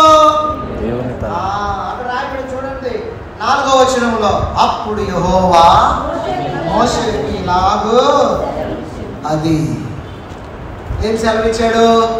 2 బండ్లు వాళ్ళకి గెర్షోనీలకి అయ్యా, 4 బండ్లు మెరారీలకి అయ్యా. 9వ వచనంలో కహాతీయులకి ఇవ్వద్దు. ఎందుకయ్యా? తమ భుజముల మీద మోయుటయే వారి పని. ఇప్పుడు భుజాల మీద మోయవలసిన మందసాన్ని దావీదు ఎక్కడ ఎక్కించాడు? కొత్త బండి మీద ఎక్కించాడు. ఈనాడు చాలా సార్లు సేవ సేవ సేవ అని ఉరికెత్తుతా ఉంటాడు. దేవుని పని మంచిదే, దేవుని సేవ మంచిదే, కానీ దేవుని పద్ధతిలో సేవ చేయాలి. నీ ఇష్టం వచ్చినట్టు సేవ చేస్తానంటే అంగీకరించడు దేవుడు. నీ ఇష్టం వచ్చినట్టు సేవ చేస్తానంటే ఒప్పుకోడు దేవుడు. కొత్త బండి మీద మందసం ఎక్కించాడు దావీదు. ఉన్నతమైన స్థలానికి తీసుకెళ్లి మందసం అక్కడ పెట్టాలని కోరుకున్నాడు. మంచిదే, అది కూడా మంచిదే. మందసాన్ని తీసుకెళ్లి మంచి స్థలంలో పెట్టాలి, అది కూడా మంచిదే. కానీ అది తీసుకువెళ్ళే పద్ధతి ఉంది చూసావా? ఆ పద్ధతిని మార్చేవాక, పద్ధతిని క్రమాన్ని మార్చేసావా? కనుక ఉజ్జా ఉన్నాడు కదా, ఉజ్జా కోపం, దేవుని కోపం ఎవరి మీద పడింది? ఉజ్జా మీద పడింది. God's work done in God's way. అర్థమైందా? దేవుని పని చెప్పండి, దేవుని మార్గంలో చేయాలా. దేవుని పని నీ ఇష్టం వచ్చినట్టు చేయటం కాదు. దేవుని పని నాకు వచ్చు, ఎవరు అవసరం లేదు నాకు అనుకోవటం కాదు. దేవునికి పని చేయటానికి నియమాలు ఉన్నాయి, దేవుని పద్ధతులు ఉన్నాయి, దేవునికి క్రమం ఉంది. అక్రమం చేయవాళ్ళారా పోండి అంటాడు. ఎవరిని? నీ నామమును బోధ చేశామయ్యా, నీ నామమును స్వస్థతపరిచామయ్యా, నీ నామమును అద్భుతాలు చేశామయ్యా, నీ నామమును సూచక్రియలు చేశామయ్యా, నీ నామమును అది చేశాం ఇది చేశాం, మీరెవరో నాకు తెలియదు పోండి అంటాడు. కనుక ఉజ్జా ద్వారా, ఆ మరణం కలుగుడు ద్వారా దావీదు హృదయం అంతా వ్యాకులమైపోయింది. ఇప్పుడు మొదటి దినవృత్తాంతంలో 15వ అధ్యాయంలో బుద్ధి వచ్చింది ఆయనకి. బుద్ధి వచ్చి ఏమంటున్నాడు? ఇప్పుడు చూడండి, మొదటి దినవృత్తాంతం 15వ అధ్యాయం 11-12 వచనాల్లో అంటున్నాడు. ఏమంటాడు? 11-12 చదవండి. 12 చదువు సమయం మీరు పెద్దలైనారు. ఇంతకు ముందు మీరు ఇశ్రాయేలు దేవుడైన యెహోవా మందసమును మోయక ఉండుట చేతను, విధిని బట్టి విచారణ చేయకుండుట చేతను ఆయనలో మనలో నాశనము. ఇప్పుడు వారిని పిలిపించాయా, ఇంతకు ముందు మనం చేసింది బాగలేదు, ఏదో మన బుర్రలో పుట్టింది, ఫిలిష్తీయుల తలంపు ఉంది కదా, అరే వాళ్ళు కొత్త బండి మీద ఎక్కించి పంపించారు కాబట్టి మనం కూడా ఏమనుకున్నామంటే అదే ఇదే కరెక్టరా అనుకొని కొత్త బండి మీద అదే మందసాన్ని ఎక్కించి తీసుకొని పోవాదనా. నా కోలు కళ్ళం దగ్గర ఎట్లకు కాళ్ళు జారింది, ఎట్లకేమైంది, కాళ్ళు జారింది. అది ఎట్లు ఎట్లు బాగా ముయ్యాలా, మంచిగా పని చేయాలా, కానీ కాళ్ళు జారుతూ ఉన్నాయి. ఏమంటే కొత్త బండి, అది కొత్త పద్ధతి, కొత్త వ్యవహారం కనుక లోక సంబంధమైన వ్యవహారం. లోకంలో చూసింది ఎక్కడ పడితే అక్కడ చూసేసి ఇది కూడా దేవుని సేవే అనుకోవటం. జాగ్రత్త. దేవుని కట్టడాలను, దేవుని విధులను తప్పించి నేను కూడా అన్నీ చేస్తాను అనుకుంటే వినాశనం వస్తుంది. ఇది రెండోది. మొదటిది దావీదు సొంత తలంపు, రెండోది ఫిలిష్తీయ తలంపు, మూడోది శరీర కోరిక. 2 సమూయేలు 11వ అధ్యాయం 2వ వచనం, 2 సమూయేలు 11వ అధ్యాయం 2వ వచనం చదవండి. ప్రొద్దుగుంకు వేళ దావీదు పడక మీద నుండి లేచి రాజనగరి మిద్ది మీద నడుచుచు పైనుండి చూచుచుండగా స్నానం చేయుచున్న ఒక స్త్రీ కనబడేను. ఒకనొక దినమున, ఆ దినం ఏంటి? 11వ అధ్యాయం 1వ వచనం. వసంతకాలమున రాజులు యుద్ధమునకు బయలుదేరు సమయమున దావీదు యోవాబును అతని వారిని ఇశ్రాయేలులందరిని పంపగా వారు అమ్మోనీయులతోనూ సంహరించి రబ్బా పట్టణమును ముట్టవేసిరి. అయితే దావీదు యుద్ధానికి పోలే. దావీదు రాజు, యుద్ధంలో ఉండాలి, యుద్ధశాలిగా వ్యూహాన్ని పన్నాలి. తర్వాత యోవాబుకి ఆ యొక్క యోవాబుని బట్టి ఇంకా యుద్ధశాలందరిని దగ్గర ఉంచుకొని అమ్మోనీయులను ఆ పట్టణాన్ని పట్టుకోవాలి. అలాంటి యుద్ధకాలమున రాజు యుద్ధం పోకుండా ఇంట్లో నిద్రపోతున్నాడు. ఇంట్లో నిద్రపోతున్న కారణాన్ని బట్టి సైతాను, శత్రువు శరీర కోరికను ఆయన జీవితంలో తీసుకొచ్చినాడు. కనుక కరెక్ట్గా ఆయన దగ్గరకే ఆ శోధనను తీసుకొచ్చాడు. శోధనలో పడిపోయాడు. పాపం పరిపక్వమై ఏమైంది? గర్భం ధరించింది కదా. గర్భం ధరించి గర్భము ఏమైన తర్వాత మరణమును కంటుంది. సో బత్షెబ గర్భవతి అయింది. తర్వాత ఉరియా ఏమయ్యాడు? చనిపోయాడా? చంపబడ్డాడు. ఎవరు చంపారు? దావీదు కదా.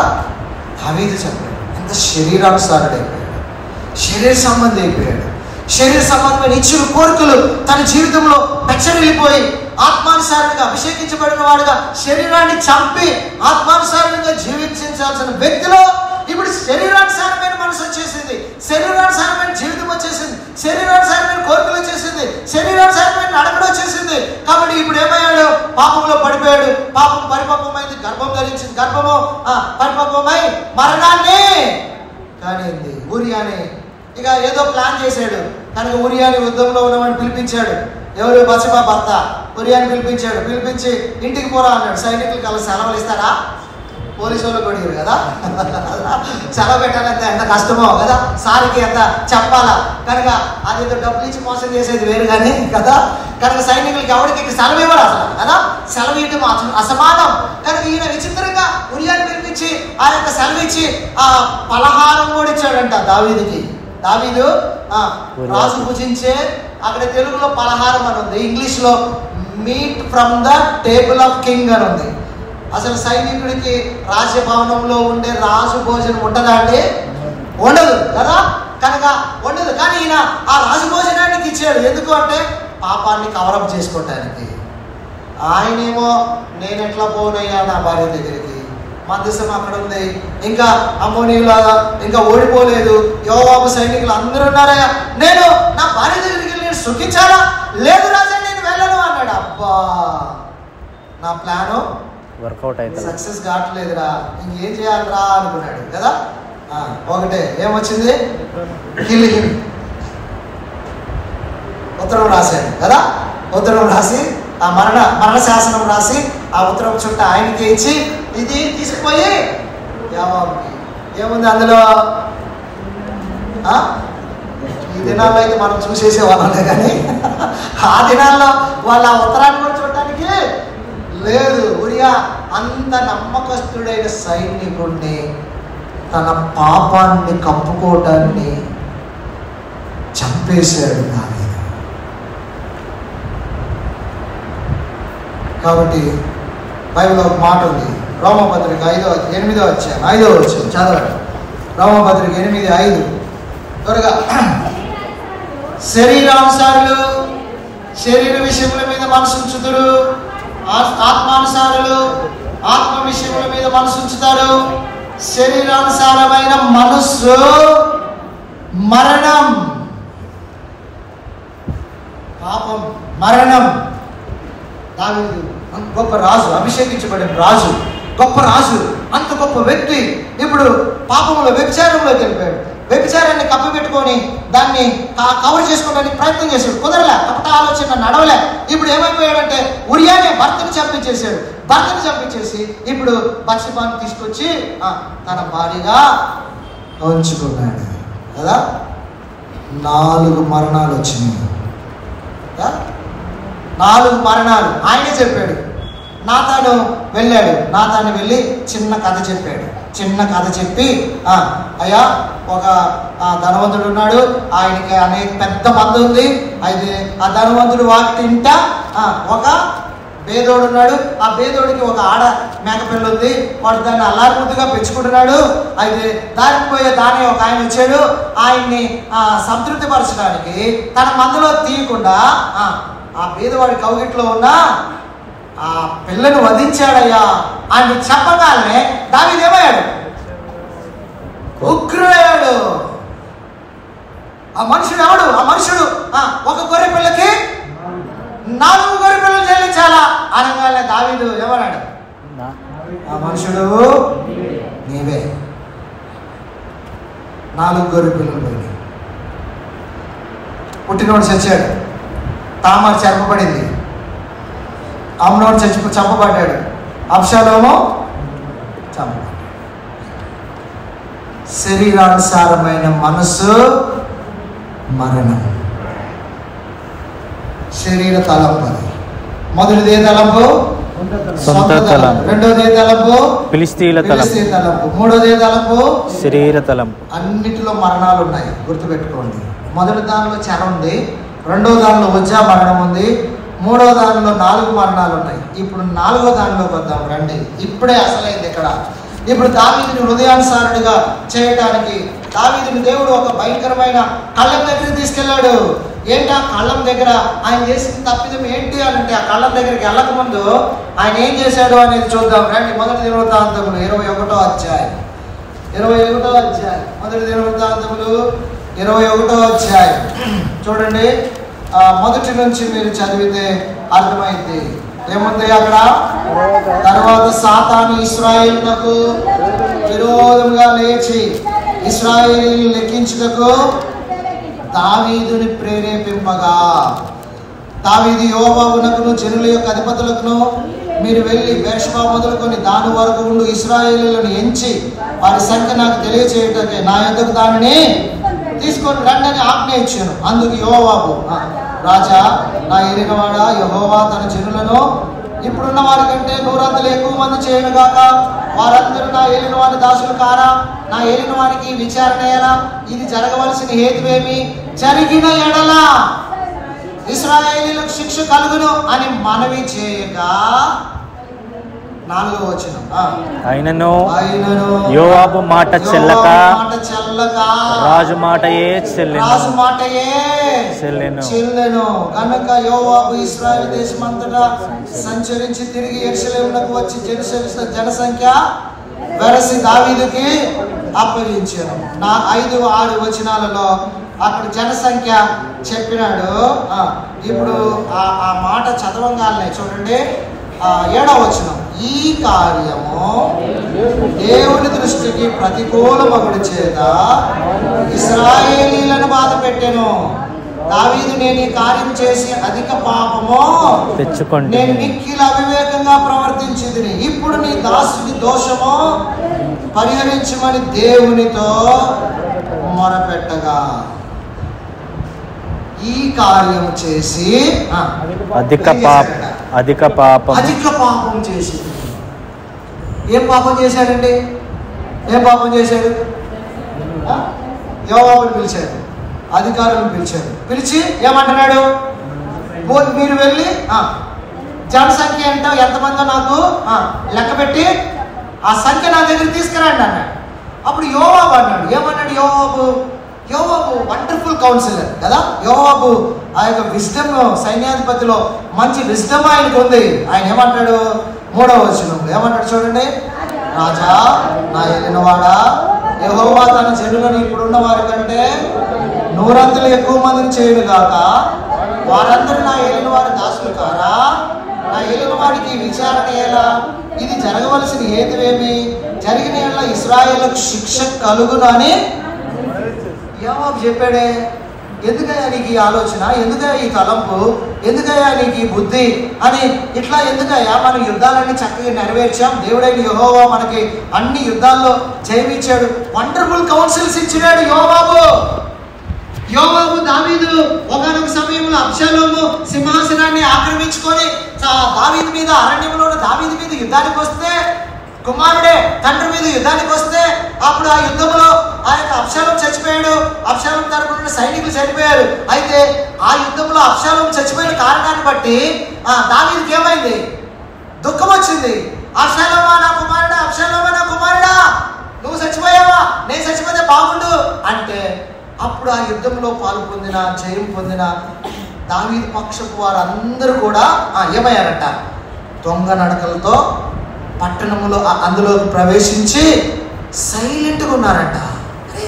ఆయన అంతకు ఏడుస్తున్నాడు రా అని చెప్పి సైలెంట్గా ఉన్నారని దేవుని వాక్యం సెలవిస్తాం. చూడండి ఆ యొక్క 2వ సమూయేలు గ్రంథం 19వ అధ్యాయంలో అక్కడ మనం చదివితే, మీరు రాజు తన కుమారుని గురించి దుఃఖించుచు ఏడ్చుచున్న 2వ సమూయేలు 19 సంగతి ఆ దినమున జనులందరూ విని యుద్ధమందు సిగ్గుతో పారిపోయిన జనుల వలె వారు నాడు దొంగ నడకలతో వచ్చి పట్టణంలో ప్రవేశించింది. నాటి విజయము జనులందరికీ దుఃఖములకు రాజు ముఖం కప్పుకొని అబ్షాలోమా నా కుమారుడా, అబ్షాలోమా నా కుమారుడా, నా కుమారుడని కేకలు ఏడ్చుచుండగా రాజు అబ్షాలోమును గురించి దుఃఖించుచు ఏడ్చుచున్నాడన్న సంగతి యోవాబు విని నగరి యందున్న రాజు వద్దకు వచ్చి, నీ ప్రాణమును, నీ కుమారుల ప్రాణమును, నీ కుమార్తెల ప్రాణమును, నీ భార్యల ప్రాణమును, నీ ఉపపత్నుల ప్రాణమును ఈ దినమును రక్షించిన నీ సేవకులందరినీ నేడు సిగ్గుపరిచి, నీ స్నేహితుడి ఎడల ప్రేమ చూపక నీ శత్రువుల ఎడల ప్రేమ చూపుచు ఈ దినమున అధిపతులను సేవకులను ఇష్టజనులు కారని కనపరిచింది. మేమందరం చనిపోయి అబ్షాలోము బ్రతికి ఉండిన ఎడల అది నీకు ఇష్టమగునన్న మాట ఈ దినమును నేను ఇప్పుడు లేచి బయటికి వచ్చి నీ సేవకులను 7వ వచనం నీవు బయటికి రాక ఉండిన ఎడల ఈ రాత్రి ఒక్కడునో నీ యొద్ద నిలవడని యెహోవా నామమును బట్టి ప్రమాణం చేసి నీ బాల్యము నుండి నేటి వరకు నీకు ప్రాప్తించిన అపాయములన్నిటికంటే అది నీకు కష్టతరముగా ఉండునని రాజుతో మనవి చేయగా, రాజు లేచి వచ్చి రాజు గుమ్మంలో కూర్చున్నాడన్న మాట జనులందరూ విని రాజును దర్శింపవచ్చును. కానీ ఇశ్రాయేలు వారు యోవాబు ఎంత గొప్ప ఆలోచన ఇచ్చాడు. నా కుమారుడు నేను ఏడుస్తున్నా, జాగ్రత్త. ఇప్పుడు మమ్మల్ని అందరినేమో హీనులను చేశావు. నీ కుమారుడు సచిన్, నీ కుమారుడు శత్రువుని, ఆయన నీ మీద యుద్ధానికి వస్తే నా కుమారుడిని ఏడుస్తావా? జాగ్రత్త. ఈ రోజు కానీ ఈ రాత్రి కానీ నువ్వు బయటకు వచ్చి కూర్చొని ఆ యొక్క ఉండకపోతే నీ బాల్యము నుండి నీకు కలిగిన అపాయములన్నిటికంటే ఇది మిక్కిలి కష్టతరంగా ఉంటది. ఈ రాత్రి తర్వాత ఒక్కడు కూడా నీతో గుడ్ కౌన్సిల్ ఇచ్చాడు. ఇప్పుడు రాజు దెబ్బకొచ్చి ఏం చేశాడు? అదే రాజుకి అదే యోవాబు మొదటి దినవృత్తాంతం 21వ అధ్యాయంలో చెప్తున్నాడు కదా, రాజా ఇప్పుడు ఎందుకయ్యా నీకు ఈ లెక్క, ఇప్పుడు ఎందుకయ్యా నీకు ఈ క్యాలిక్యులేషను, ఇప్పుడు ఎందుకయ్యా జనసంఖ్య నీకు, దేవుడు దాన్ని అధికం చేస్తాడంటే రాజు విన్నాడా? వినలేదు. అప్పుడు విన్నాడుగా, ఇప్పుడు ఎందుకు వినలా చెప్పండి? అప్పుడు విన్నాడుగా నువ్వు వచ్చి బయట కూర్చోపోతే నీ కథ ఫినిష్, రాత్రి నీ చాప్టర్ క్లోజ్ అన్నాడు కదా, అప్పుడు వచ్చి కూర్చున్నాడు. ఇప్పుడు వినాలి కదా, ఇప్పుడు ఇల్లా ఎందుకు ఇల్లా? ఇది సైతాను తలంపు, గర్వపు తలంపు. అక్కడ ఒక మాట చదివాం మనం, ఏమని? మొదటి దినవృత్తాంతం 21వ అధ్యాయం 4వ వచనం చదవండి. ఆయనను యోవాబు మాట చెల్లక, ఎవరి మాట? రాజు మాట. మాట చెల్లించుకోవటం కదా, ఎవరి మాట చెప్పండి? రాజు దావీదుది కాదు, సాతాను మాట. అది సాతాను మాట ఏంటి? సాతాను మాట ఏంటో తెలుసా? యెషయా గ్రంథం 14వ అధ్యాయం, యెషయా గ్రంథం 14వ అధ్యాయం 12, 13, 14 చదవండి. యెషయా 14. తేజో నక్షత్రమా, వేగు చుక్క, చెరువులు పడగొట్టేదినా, నేలమట్టం వరకు నేను ఆకాశానికి ఎక్కిపోతాను, దేవుని నక్షత్రములు పైగా నా సింహాసనం వేసుకుంటాను, ఉత్తర దిక్కునున్న సభాపర్వతం మీద నేను కూర్చుంటాను, మేఘమండలం మీదకి ఎక్కుతాను. మీకు తెలుగులో అట్లుంది కదా, ఇంగ్లీష్లో ఉంటుంది చూడండి, ఇంగ్లీష్లో చదవండి. ఇంగ్లీష్లో ఏముందో చదవండి ఆ మాట, చదవండి ఇంగ్లీష్లో. యెషయా, book of Isaiah 14th chapter 13, 14 చదవండి. I will ascend above,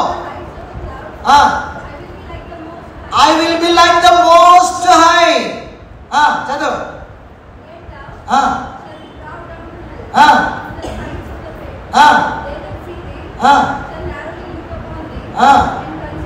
పదమూడు పైన చదవలే ఇంకా కొన్ని నువ్వు. ఐ విల్ చదవాలా అది. I will ascend into heaven, I will exalt my throne, I will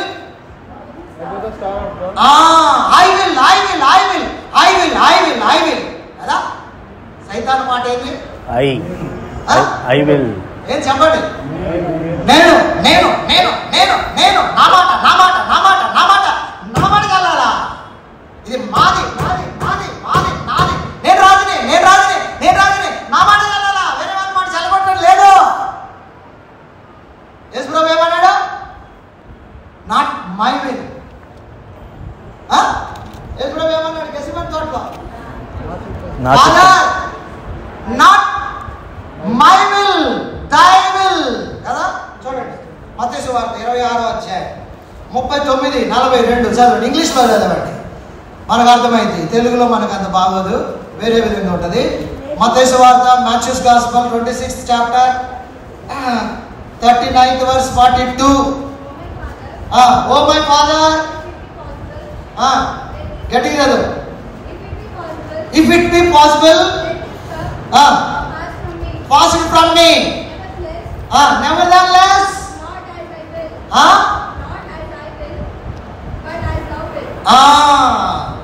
nevertheless, not my will, but thou will. అది అయ్యా నా చిత్తం కాదు, నా మాట కాదు, నీ చిత్తం నీ మాట.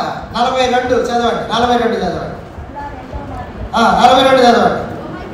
Oh my Father, if this cup may not pass away from me, బాగా చదవాలి, అక్కడే చదవాలి, అసలు దగ్గర చదవట్లేదు సరిగ్గా.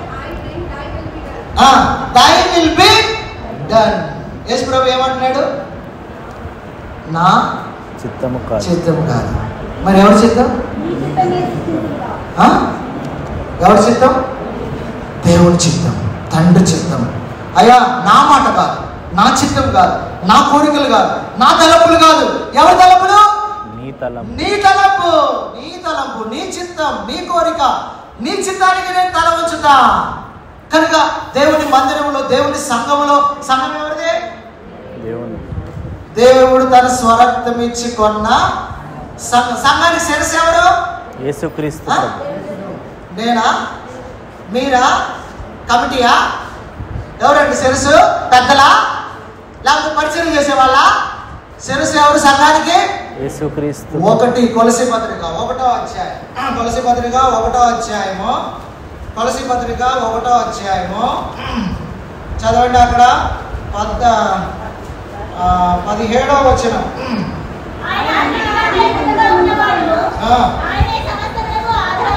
ఆధారభూతుడు సంగమను శరీరమునకు ఆయనే.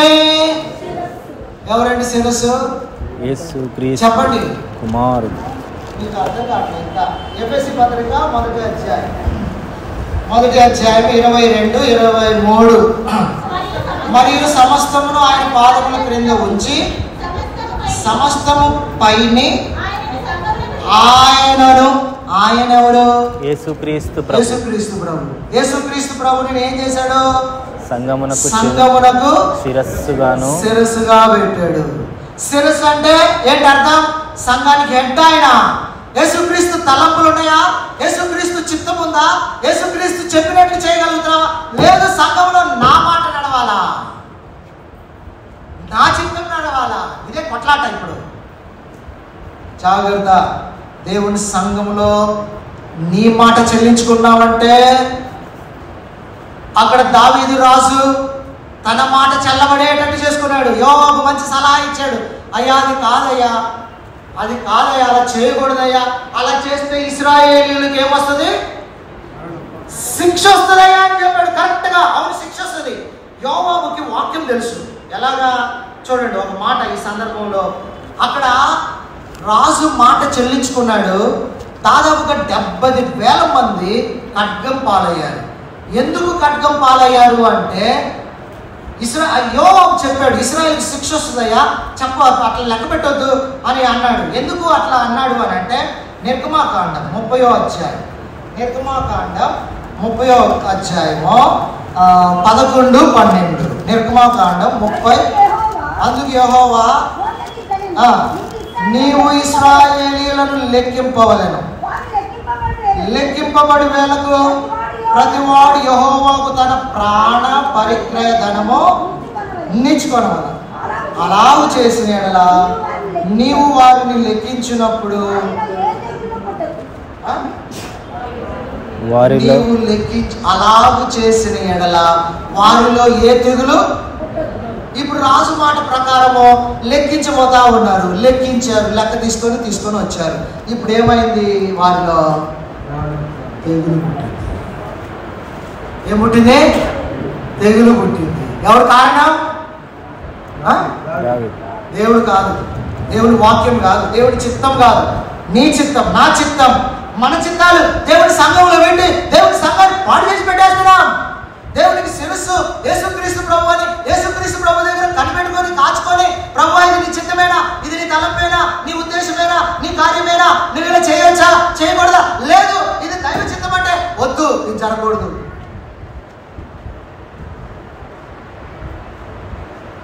దేవుని తలంపులు కొట్టివేసి సంఘములో నీ తలంపులు పెట్టుకున్నావు అనుకో, సంఘాన్ని నీ తలంపులు పెట్టి నడిపించుకున్నావు అనుకోండి, తెగులు కొడుతుంది. ఆ తెగులు తీసివేయటానికే దేవుడు దావీదుని ఎక్కడ తీసుకెళ్ళాడు? కళ్ళం దగ్గర తీసుకెళ్ళాడు. ఏ కళ్ళం దగ్గర తీసుకెళ్ళాడు? ఓర్నాను కళ్ళం దగ్గర తీసుకెళ్ళాడు. ఓర్నాను కళ్ళం దగ్గర అక్కడ చేయి కనబడతా ఉంది దావీదు. అయ్యా, పాపం చేసిన వాడిని నేను గొర్రెలు అంటే వీళ్ళేం చేశారయ్యా, వీళ్ళేం చేశారు? నేను ఆ పాపమును బట్టి సంఘానికి నష్టం తీసుకొస్తాను. నేను ఆ సొంత గర్వపు ఆలోచనలను బట్టి సంఘానికి తెగులు తీసుకొస్తున్నాను. సంఘం అంటే నీ ఇష్టం నెరవేర్చుకునేది అనుకుంటున్నావు, నా ఇష్టం నెరవేర్చుకునేది అనుకుంటున్నావా? సంఘం అంటే దేవుడు రక్తం ఇచ్చి కొనుక్కున్నాడు. అది దేవుడి స్థానంలో నువ్వు రావడానికి ముందు నీకు ఏమి యోగ్యత ఉంది, ఏమి అర్హత ఉంది, ఏమి బాధ్యత ఉంది నీకు? ఎంత నువ్వు దైవత్వంలో ఎదిగినావు, ఎంత పెరిగినావు? సాతాను తలంపుల్లో ఉన్నావా, దేవుడి తలంపుల్లో ఉన్నావా? నా మాటే చెల్లాలా, నా మాటే చెల్లాలా, నా మాటే చెల్లాలా? జాగ్రత్త. నీ మాట చెల్లాలంటే తెగులు వస్తుంది. దేవుని మాట చెల్లాలి, దేవుని వాక్యం నెరవేర్చబడాలా, దైవ క్రమము జరిగించబడాలా, దేవుని చిత్తము సంఘములో పరిపూర్ణంగా జరిగించబడాలా. అక్కడుంటది శాశ్వత జీవము, ఆశీర్వాదం. 133వ కీర్తన అక్కడ ఒక మాట ఉంది. ఏముంది అక్కడ చూడండి. సహోదరుల ఐక్యత కలిగి నివసించుట బాగుంది కదా, వాడి వండర్ఫుల్ థాట్ అది. సహోదరుల ఐక్యత కలిగి ఉండుట ఎంత మేలు, ఎంత మనోహరం అని చెప్పి ఏమంటాడు? ప్రధాన యాజకుడు ఎందుకు మళ్ళా? ఎంత మనకెందుకు ఈయన ప్రధాన యాజకుడు ఎందుకు ఈయన? ఐక్యతకు వచ్చేసాం కదా, మనం సరిపోదుగా. ఐక్యతకు వచ్చేసాం కదా, మన ప్రధాన యాజకుడు ఎందుకు మళ్ళీ మనకు తలకాయ నొప్పి కదా అనుకున్నారు అక్కడ. ఎలా ఉందంట అది? తల మీద పోయబడి అహరోను గడ్డం మీదుగా పారి. అహరోను ఎవడు? ప్రధాన యాజకుడు. ప్రధాన యాజకుడు కదా. ఎక్కడ పోయబడింది తైలం? తల మీద పోయబడి. తల మీద పోయబడి. సైతాన్ తలపులు కాదు, సైతాన్ ఆలోచనలు కాదు. నీ తలకాయలో సైతాన్ తలపులకు చోటివ్వక, సైతాన్ తలపులు జోరనివ్వక, సైతాన్ తలపులు రానివ్వక ఐక్యం తీసుకొని ఆ ప్రధాన యాజకుడు తల మీద పోయబడుతున్న తైలం ఉంది చూసారా, అది ముఖం మీద కారిందల్లా. ముఖం మీద కారింది అనొచ్చుగా. ఏమంటాడు? గడ్డం మీద కారింది. శరీరానికి తగలది. శరీరం తగలకూడదు. శరీరానుసారమైన మనసు ఉండకూడదు, పని చేయకూడదు, ఉద్రేకం పని చేయకూడదు, శరీర సంబంధమైన పని చేయకూడదు, తర్వాత పిలిస్తే సంబంధమైన తలంపులు పని చేయకూడదు, లేకపోతే సొంత తలంపులు పని చేయకూడదు. ఎవరు పని చేయాలా? పై నుండి తలంపులు రావాలా. నా తలంపులు మీ తలంపుల వంటివి కావు. ఎవరంటారు? మనమేమంటారు? నా తలంపులే నడవాలా, నా మాటే నడవాలా, నేను చెప్పినట్టే జరగాల. నేను నేను నేను నేను నేను నేను నా మాటే. యేసయ్య ఏమన్నాడు? యేసయ్య ఏమన్నాడండి? తండ్రి నేను కాదయ్యా, నా చిత్తం కాదయ్యా, నీ చిత్తమే తండ్రి. Thy will be done, thy will be done. అది దైవ చిత్తానికి నువ్వు ఎప్పుడు ఒప్పుకుంటావు? దేవుని తలంపులకు ఎప్పుడు తలొగ్గుతావు? దేవుని తలంపులను ఎప్పుడు నీలో పరిపాలన చేయడానికి ఇష్టపడతావు? అక్కడ ఆశీర్వాదం ఉంటది, అక్కడ శాశ్వత జీవం ఉంటది. అక్కడ అది ఎలా ఉంటదంట? హెర్మోను కొండల మీద నుండి దిగి వచ్చే మంచులాగా ఉంటుంది. పై నుండి దిగి వస్తుంది మంచు. హెవెన్లీ బ్లెస్సింగ్స్ ఉంటాయి అక్కడ. హెవెన్లీ లైఫ్ ఉంటుంది అక్కడ. ఎక్కడ ఆ తైలం ఉండదు, ఎక్కడ అభిషేకం ఉండదు, ఎక్కడ పరిచయం ఉండదు, ఎక్కడ ఐక్యత ఉండదు, ఎక్కడ సైతాన్ తలంపు ఉండదు, ఎక్కడ స్వార్థపరమైన తలంపులు ఉంటాయో, ఎక్కడ నేను నా మాట నడవాలా అని ఉంటుందో అక్కడ దేవుని మహిమ ఉండదు, దేవుని గంట ఉండదు, దేవుని కార్యాలు జరగవు, దేవుడి మహిమ పొంది సంఘము క్షేమాభివృద్ధి పొందదు కాక పొందదు. దేవుణ్ణి మహిమపరచినంత కాలం మనం దేవుని జీవాన్ని, దేవుని ఆశీర్వాదాన్ని ఎంత మాత్రం అనుభవించలేదు. నాకు మైవే బాక్సింగ్ గారు ప్రార్థన చేసేవాడంట. ఆయన పెద్దలు చెప్తా ఉంటారు ఏమనంటే, అయ్యా మా తలంపులన్నీ చెదరగొట్టు, మా ఉద్దేశాలన్నీ తీసివేయి, మా ఆశలన్నీ తొలగించు, బ్రేక్ అవర్ థాట్స్ అని మేము ప్రార్థన చేసేవాడంట. ఆయన నీ తలంపులు మాకి, నీ చిత్తము మాలో నెరవేర్చుకో. అప్పుడు దావీదు ప్రార్థన చేశాడు కదా, అయ్యా నేను గొప్ప పాపం చేశాను. గొర్రెల వంటి వీళ్ళేం చేశారయ్యా? నాది పాపం, నాది దోషం, నీ చేయి నా మీద, నా కుటుంబం పడని అంటే అన్నవడ కళ్ళ దగ్గర పో. అక్కడ వెళ్ళగానే అక్కడ ఏం చేస్తున్నాడు? అరవణ గోధుమలను తుల్లగొడతా ఉన్నాడు. అరవడం లేచి వచ్చి, నమస్కారం, ఏంది రాజా ఇలా వచ్చావు, ఏంటయ్యా? అయ్యా లేదు, నేను ఇక్కడ బలిపీఠం కట్టాలా, నాకు స్థలం కావాలంటే. అట్లనా, బలిపీఠానికి ఎద్దులు ఉన్నాయ్యా, ఆ యొక్క కర్రలు ఉన్నాయి, అన్ని తీసుకొని నీకు ఇచ్చేస్తున్నానయ్యా అన్నాడు. లేదు, నేను ఉచితంగా తీసుకోను, నా దేవుడికి బలిపీఠము వెల ఇచ్చి కొనాలా, నేను వెల ఇచ్చి కొనాలా. 600 తులముల బంగారం ఇచ్చి ఆ స్థలం కొని అక్కడ బలిపీఠం కట్టాడు. ఆ బలిపీఠమే సొలొమోను కట్టిన దేవుని మందిరం. ఆ బలిపీఠమే ఇప్పుడు అన్యులు ఆక్రమించుకొని రాక్ ఆఫ్ ద డోమ్ ఉంది, చూసారా? ఎక్కడ దేవుని చిత్తం నెరవేర్చబడుతుందో అక్కడ దేవుని మహిమ ఉంటుంది, దేవుని జీవం ఉంటుంది, దేవుని ఆశీర్వాదాలు ఉంటాయి. ఎక్కడ మానవుల చిత్తము నెరవేర్చబడుతుందో అక్కడ దేవుడు ఉండడు, దేవుని మహిమ ఉండదు, దైవ కార్యాలు జరిగించబడదు. కాబట్టి దావీదు అక్కడ తొలగొట్టబడ్డాడు. అక్కడ దేవుడు ఆ కార్యం అయిన తర్వాత దేవుడు దావీదుకి 22వ అధ్యాయంలో దేవుని మందిరం యొక్క మచ్చు, దేవుని హస్తరూపం ఆయన మీదకు వచ్చి అదంతా నేర్పించింది. సొలొమోను కట్టలా మందిరం, కేవలం ఆ ప్లాన్ డిజైన్ అంతా ఎవరిదే? దావీదు. మీరు మొదటి దినవృత్తాంతం 22వ అధ్యాయం చదువుకోండి. అయితే దేవుడు కేవలం సొలొమోను వాడుకున్నాడు అంతే కట్టబడటానికి. ప్లాన్ అంతా ఎవరిది? దావీదుది. దావీదు నా హృదయానుసారుడు, నాకు ఇష్టమైన మనసు కదా. దావీదు సింహాసనం మీద కూర్చున్నవాడు యేసుక్రీస్తు ప్రభు. దావీదు రాజ్యము యేసుక్రీస్తు ప్రభుది.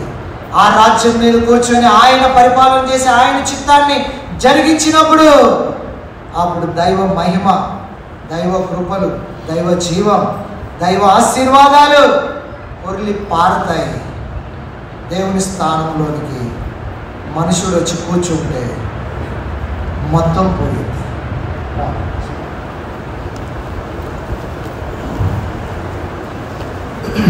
మోకరించి పరీక్షించుకుందాం, ఒక్క నిమిషం పరీక్షించుకుందాం.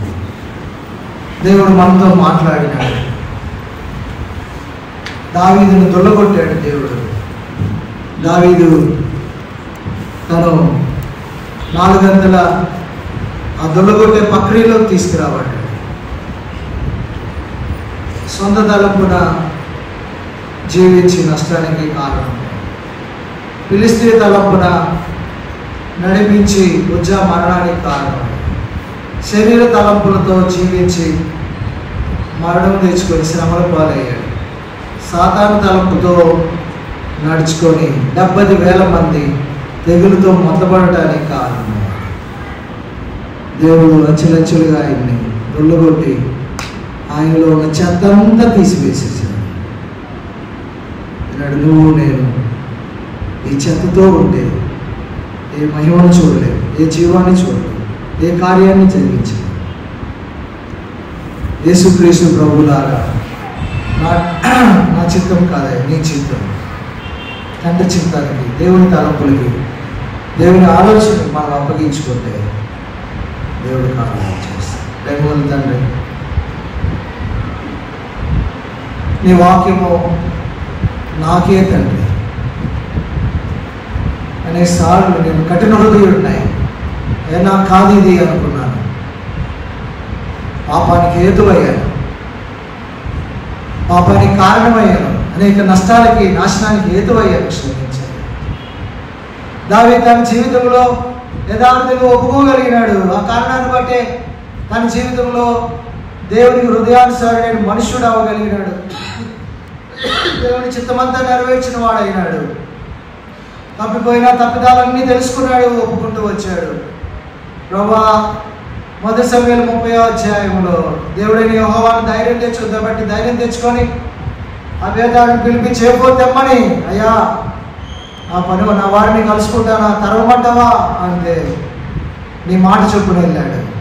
2వ సందర్భంలో ఫిలిష్తీయ బండి తలంపుని బట్టి కొత్త బండి మీద వేసినాడు. అయితే తర్వాత తెలుసు యెహోవా విధిని బట్టి అది భుజముల మీద మోయవలసి ఉండగా మనలో ఇంతకు ముందు అలా చేయకపోయిన కారణాన్ని బట్టి ఉజ్జా మరణించినాడు, నాశనమైంది. లేవి కుమారులారా, మిమ్మల్ని మీరు ప్రతిష్ఠించుకొని ఆ యొక్క మందసాన్ని భుజముల మీద మోసి నేను సిద్ధపరిచిన స్థలాన్ని తీసుకురండి అని రెండోసారి చెప్పగలిగాడు. మూడోసారి 51వ కీర్తనలు, అయ్యా దోషం చేశాను, పాపం చేశాను, నీ పరిశుద్ధాత్మ నా నుండి తొలగిపోకు, విరిగిన మనసే దేవునికి ఇష్టమైన బలి అని తను ప్రార్థన చేసి అంగీకరించబడ్డాడు. నాలుగోసారి, అయ్యా గొప్ప పాపం పట్టుకున్నానయ్యా, నాదే శిక్ష, నాదే దోషం అని అంత చక్కగా ఒప్పుకోగలిగినాడు. కాబట్టి దాంట్లో ఉన్న చెత్త అంతా తీసివేసి ఆ స్వయం తలంపులు, శరీర తలంపులు, సాధారణీయ తలంపులు, ప్రభా తిరిగి పిలిస్తే తలంపులు, అన్ని తలంపులు అన్నీ కొట్టివేసి తను హృదయానుసారం చేసేవాడు. నేను మా జీవితాల్లో ఇవన్నీ కొట్టివేయాలి. దుర్లగొట్టండి, చెత్తను వేరు చేయండి. మాలో ఉండే చెత్త చెదారం నీ సంఘానికి, నీ ప్రజలకి, నీ కార్యాలకు ఎంతో నష్టంగా ఉంటున్నాయి తండ్రి. నేను అనుకోవట్లేదు నేను కారణమని. సొంత తలంపులు చూపించి సొంత ఆలోచనలు నెరవేర్చుకొని అబ్బం గడుపుకుంటున్నాం. జీవం గల దేవుని చేతిలో పడుట ఒక భయంకరమైన సత్యాన్ని ఎరగకుండా ఉన్నామయ్యా. క్షమించు, మమ్మల్ని కడుగు, శుద్ధి చేయి. మేము అనుకున్నట్టు చేయాలనుకుంటాం తండ్రి. నీ తలంపేనా, నీకు యోగ్యతేనా, నీ చిత్తమేనా, ఇది నీ ఆలోచనేనా, నీ ఉద్దేశాలేనా అని ఎరగలేని స్థితిలో ఉంటున్నాం. ఏదో కొన్ని నేర్చుకొని అదే సర్వస్వం అనుకొని అలాగే చేయాలి కదా అని ఎక్కడెక్కడో తెలుసుకొని ఆ తలంపులో నష్టపోతున్నామయ్యా మేము.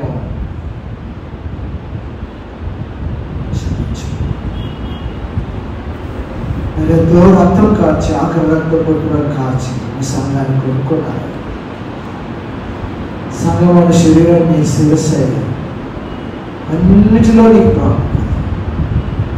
ఎప్పుడైతే ఆ శిరస్సు మీద ఆ పరిశుద్ధ ఆ పరిమళ తైలం పోయబడుతుంది, అది గడ్డపు మీదుగా కారి అహరోను అంచుల మట్టుకు జారి అది పరిమళ తైలంలా ఉంది. అక్కడ శాశ్వత జీవం ఉంది, అక్కడ ఆశీర్వాదం ఉంది, ఐక్యత ఉంది, అక్కడ దైవ కార్యాలు. ఆ అనుభవం వేదని అది దయచేయి.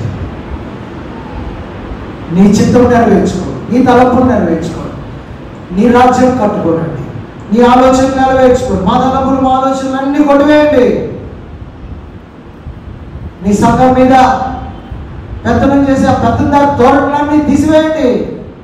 యేసు ప్రభువులా నేను యోగుడనేనా, నాకు అర్హత ఉందా, నేను నా కుటుంబం యోగులమేనా అని మేము పరీక్షించుకునేందుకు సహాయం చేయండి.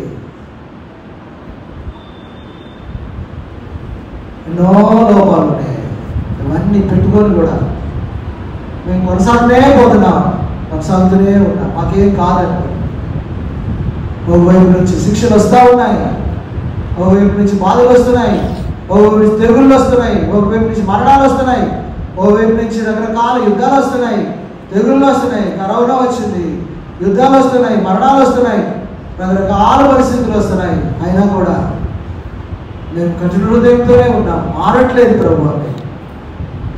నీ శిక్షలోకి పాత్రలకు కాకుండా దీర్ఘమై నీ చేతిలో మనసుపడి, వెనకొట్టబడి, నలగొట్టబడి నీ చిత్తానికి అప్పగించుకొని నీ శిరసత్వంలో ఉండినట్లు సహాయం. వాక్యాన్ని దీవించు, ఆశీర్వదించు, యోగిగా పాల్పొందడం సహాయం. యేసు ప్రభు నామములో వేడుకుంటున్నాం తండ్రి. ఆమేన్. అలా మోకాల మీద ఉండి పరీక్షించుకొని యోగ్యంగా